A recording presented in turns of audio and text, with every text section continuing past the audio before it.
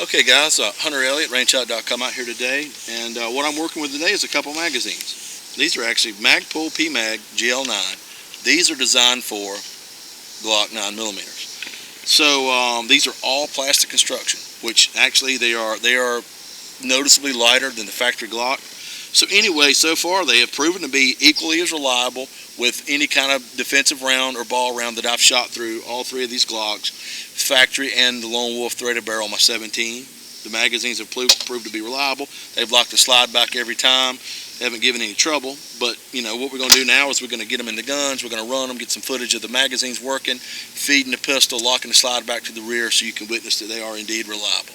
All right, stand by, guys. Okay, so I've got both Magpul mags loaded with 17 rounds of my home cast. This is a 120 grain, really extreme truncated cone.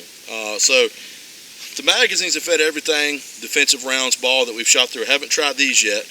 These are lead, but I am shooting a factory Lone Wolf barrel, so we're good to go on that. I'm going to shoot these two mags through the 17 to see how she does.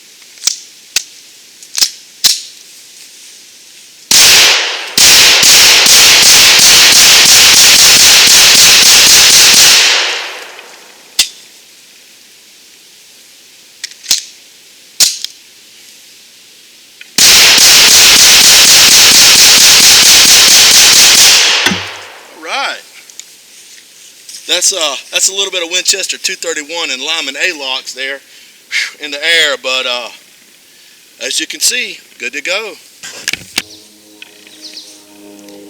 This is Allison at rangehot.com. I have the Magpul PMag for the Glock in 9mm. Alright, and I've got my Glock 19, but I'm going to give it a try.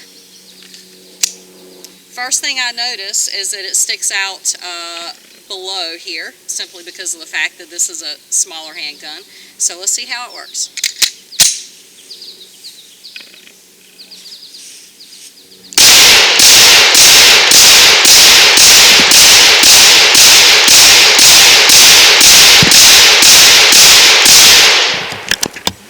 Slide locks back.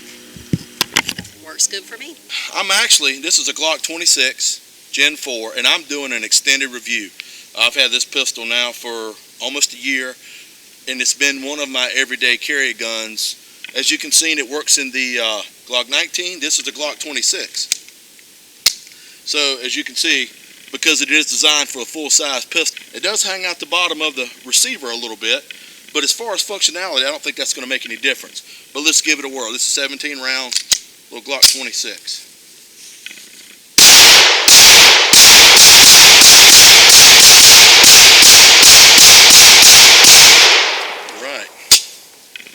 Alright, so we're coming to the conclusion of the Magpul PMag, the GL9. So where we're at with it right now, I've got the two same mags that you see in the video that we were shooting out of, and I've had these a little over a month now. My first test was I took one and I loaded it full of Hornady Critical Defense, 17 rounds, and I've left it in my safe loaded for a month. Okay, you notice on the factory Glock magazine on the right, it does have witness holes in the rear where the Magpul PMag does not, but there is a window at the bottom of the PMag. When you see that window with the brass in it, you know that the magazine is loaded to capacity. Now, we did use it in the testing, but once it would run dry, I would immediately load it back and leave it at capacity. The other one, when the testing was over, I left it at empty. And then I compared the feed lips on how they may or may not have expanded as compared to a factory Glock mag, which has a steel insert. So the numbers on that are the GL9 magazine that I had loaded for a month. The feed lip inside diameter measured 333 thousandths of an inch. The one that I had that we just used for testing but I left unloaded measured 331 thousandths, which is a difference of 2 thousandths. Which really is nothing. That could be anything. Here's what surprised me. The measurement on the feed lips of the factory Glock magazine is 339 thousandths, so it's actually even wider. So over a month of being loaded and carried and used and shot, I got no real feed lip expansion, which is good. That was one thing I was concerned about, since the PMag has no steel insert. but I didn't experience any kind of feed lift expansion. What I'm going to do is, though we're wrapping the video up, I talked to my contact at Magpul, and I'm going to hang on to these mags for a while, and I'm going to do the same thing. I'm going to just leave it loaded for a while and periodically check it and see if we do get any expansion through that sort of thing. The next difference I noticed is they are noticeably lighter. How much lighter? Well, the factory Glock magazine weighs 1,187 grains. The PMag weighs 770 grains, which is a difference of 317 grains. Is that a tremendous amount? Not really, but it is noticeable. Like I said, you pick them up in your hand, you're like, oh yeah, okay.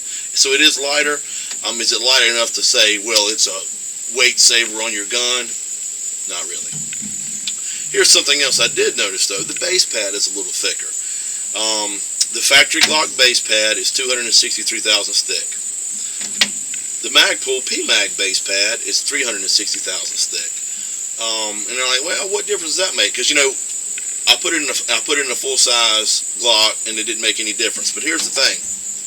So I'm running this Glock 17 here, and if you'll notice, it does have a magazine well on it. Now, it's a pretty flush mag well. When I insert the GL9 magazine into my Glock 17 with the mag well, you can see that I'm able to seat the mag home, and it doesn't have an extended base pad. When I'm running factory Glock mags, it's a little tougher. The magazines that I normally run this gun in have +2 extensions, so I know that I'm seating it solid with the mag well on it. Just that additional thickness on the base pad, I'm actually getting pretty good seating on my Glock 17 with the magazine well. But like I say, now this is a pretty shallow mag well. It's not got a lot of depth at all. But I thought that was pretty cool that it gave enough thickness to where I get really good positive seating in a full-size gun. We're probably anywhere between 300 and 400 rounds through these magazines. The vast majority of those rounds are through this one because, like I say, this one stayed loaded a lot. But I probably got maybe 100 rounds through this one, probably about 250 rounds through this one. As you saw in the video, through a 17, a 19, and a 26. I never had any misfeeds or malfunctions with any kind of defensive ammunition, ball, jacket, hollow point, even those crazy home cast lead bullets you saw me shooting.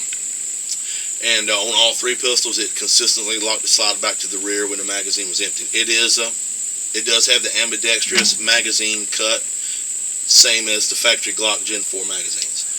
So if you are running a Gen 4 Glock and you have swapped over your mag catch to the other side, you're good to go with the Magpul PMag GL9. So, no complaints. Mag run great. Last point I'm going to touch on. People's like, well, why even bother? Why are you going to bother running aftermarket magazines? Well, here's why. Cost difference. You got about half the cost. And we know Magpul has been making AR-15 magazines, the PMag, for a long time. So, Magpul definitely's got their stuff together when they're building magazines. So I would have confidence in this. Like I say, we're going to continue to test them and review them over time and see what happens, and I will be sure to keep you updated. But as of now, we are good to go. Y'all be good.